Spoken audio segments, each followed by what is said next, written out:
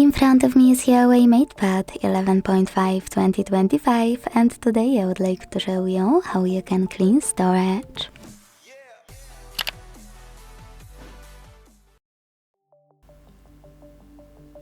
First of all, you need to go into settings and scroll to access storage section over here between battery and security.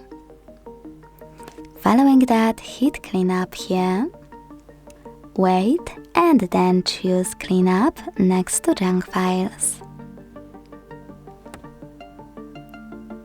As you can see, after a couple of seconds, storage of my device was successfully cleaned.